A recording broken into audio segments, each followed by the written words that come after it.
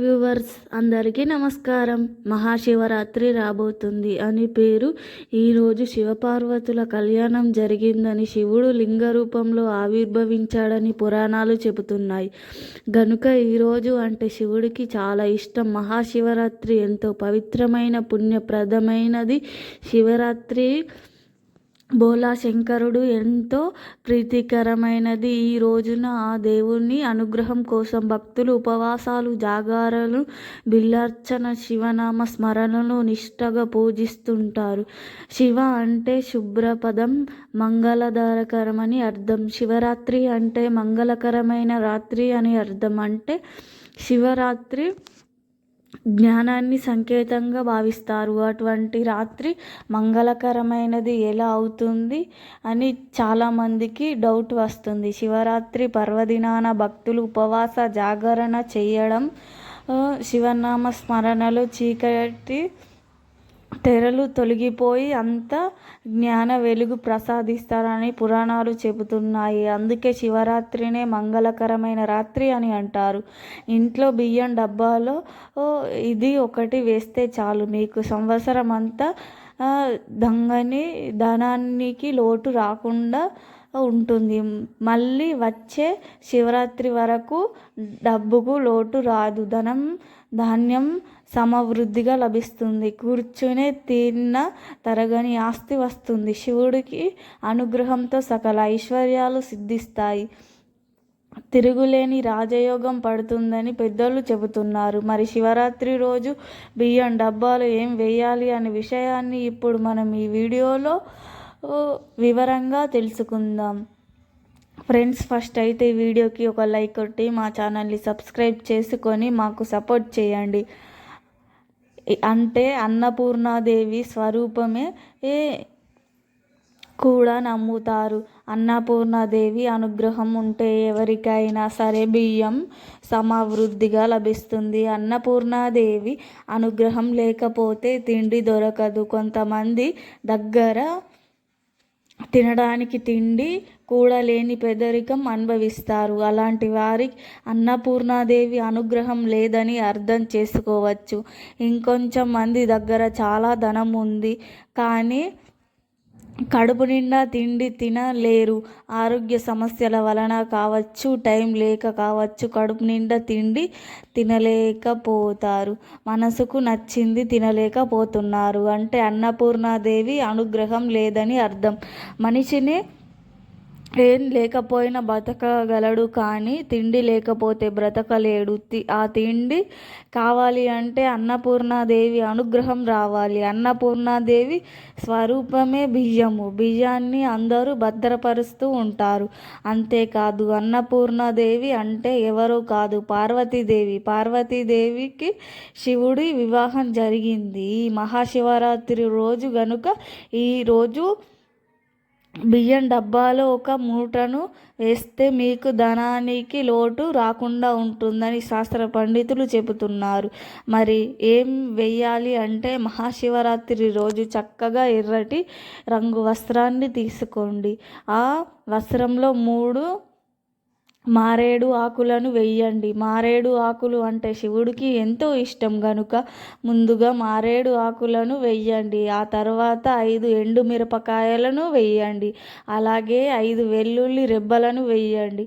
ఆ తరువాత వీటన్నిటిని కలిపి ఈ మూటలా గట్టి బియ్యం డబ్బాలో బియ్యం మధ్యలో వెయ్యండి. మహాశివరాత్రి రోజు ఉదయం నిద్ర లేచినప్పటి నుండి రాత్రి పడుకునే లోపు ఎప్పుడైనా సరే ఈ పరిహారాన్ని చేసుకోవచ్చు.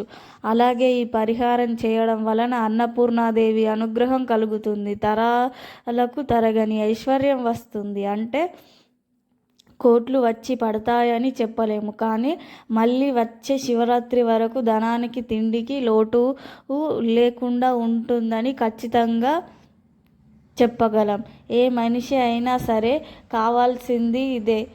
గనుక అందరూ కూడా ఈ పరిహారాన్ని తప్పక చెయ్యండి. బియ్యం డబ్బాలో ఈ పెట్టెలో పెట్టిన వారం తరువాత తీసి వస్త్రంను సహా తీసుకొని వెళ్ళి నదిలో పడవేయండి. శివరాత్రి రోజు ఈ చిన్న పరిహారం చేయడం వలన మీరు అద్భుత ఫలితాలను చూడగలుగుతారు గనుక మహాశివరాత్రి రోజు ప్రతి ఒక్కరూ కూడా చెయ్యడం వేసి అన్నపూర్ణాదేవి అనుగ్రహాన్ని పొంది ఆనందంగా జీవించండి. నేను గొప్ప అని నివేదించుకుంటున్నారు. ఆ వాదలాటల కాస్త వివాదంగా మారింది. అది మరింతగా పెరిగి యుద్ధానికి తీసింది. స్వయంగా రంగంలోకి దిగాలనుకున్నాడు ఈశ్వరుడు. సంకల్పంతో ఒక పెద్ద జ్యోతిలింగ బ్రహ్మ విష్ణువుల మధ్యలో వెలిసింది. బ్రహ్మ విష్ణువులు ఇద్దరు లింగాన్ని సమీపిస్తున్నారు. అప్పటి వరకు వారి మధ్యలో ఉన్న అత్యధిక పోరు తాత్కాలికంగా సిద్ధమైంది. ఆ మహాలింగ మొదలు తృతీయ తెలుసుకోవాలనుకున్న ఆసక్తి వాళ్ళిద్దరికీ కలిగింది. బ్రహ్మ హంసరూపంలో ధరించి లింగం అగ్రభాగాన్ని చూడడానికి, విష్ణువు వహర రూపంలో ఆ దిశనే కనుగోడానికి బయలుదేరారు. బ్రహ్మకు ఎంతవరకు లింగం అగ్రభాగం బదులు కనిపించలేదు. ఇంతలో లింగం పక్క నుంచి ఒక మొగలి పువ్వు చారి కిందకు పోవడం చూసి బ్రహ్మ దానిని ఆపి బ్రహ్మకు విష్ణువు నడుమన జారి విభేదాన్ని వివరించి సహాయం చేయమని అడిగాడు. అదేవిధంగా తెలిపి లింగాన్ని అగ్రభాగాన్ని చూపినట్లుగా విష్ణువుతో చెప్పమంటూ అది నిజమేనా అని సాక్ష్యం ఇవ్వమని ప్రాధేయపడ్డాడు. దానితో ఆవు మొగలి పువ్వు సాక్షాత్తు సృష్టికర్తే తమకు బతిమిలాడేసరికి కాదనలేక విష్ణువుతో ఆ లింగం మొదలు చూడలేకపోయాము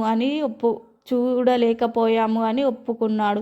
కానీ బ్రహ్మ తన లింగ అగ్రభాగాన్ని చూశాడని కావాలంటే ఆవును మొగలి పువ్వును అడగమని చెప్పమన్నాడు. అప్పుడు నిజమే, అది మొగలి పువ్వు. బ్రహ్మదేవుడి మాట కాదనలేక ఆయన లింగ అగ్రభాగాన్ని చూశాడు అని ఆవు తల చెబుతుంది. కానీ అంతత్యం ఇష్టం లేక తోకతో చూడలేదు అని చెబుతుంది. బ్రహ్మదేవుడు అసత్య ప్రచారాన్ని చూడలేక ఈశ్వరుడు ప్రత్యక్షమవుతాడు.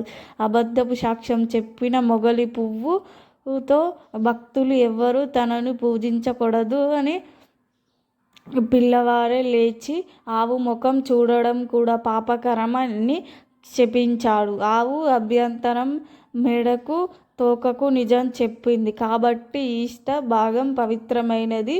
ఈ తోక భాగం పూజించిన వారికి పుణ్య ఫలాలు కలుగుతాయని వరాన్ని గ్రహించాడు. ఈ పరమేశ్వరుడు తరువాత బ్రహ్మ విష్ణు గ్రహించి పూజించే కీర్తిస్తారు. అలా శివుడు లింగ రూపంలో ఆవిర్భవించిన రోజు మహాశివరాత్రి అయినది. పురాణాల కథలు ఈ సంవత్సరం మహాశివరాత్రి రోజు ఆడవారు ఎల్లో కలర్ లేదా గ్రీన్ కలర్ లేదా పింక్ కలర్ ఈ మూడిటిలో ఏదో ఒక రంగు ఉండే చీరను కట్టుకుంటే శివారాధన చేస్తే పార్వతి పరమేశ్వరుల అనుగ్రహం కలుగుతుంది.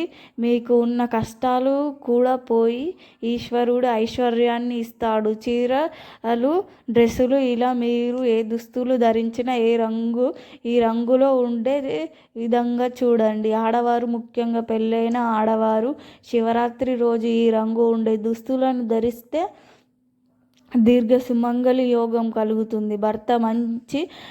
భర్తకు మంచి జరుగుతుంది. శివుని అనుగ్రహం లభిస్తుంది. ఆడవారు కాదు, మగవారు, పిల్లలు, పెద్దలు, ముసలివారు ఇలా అందరూ కూడా ఈరోజు ఈ రంగులో ఉండే దుస్తులను ధరిస్తే వలన పరమేశ్వరుడి యొక్క అనుగ్రహం లభిస్తుంది. కనుక శివరాత్రి రోజు అందరూ చక్కగా ఉదయమే నిద్రలేచి శుచిగా స్నానం చేసుకొని ఎల్లో లేదా గ్రీన్ లేదా పింక్ కలర్లో ఉండే దుస్తులను ధరించండి.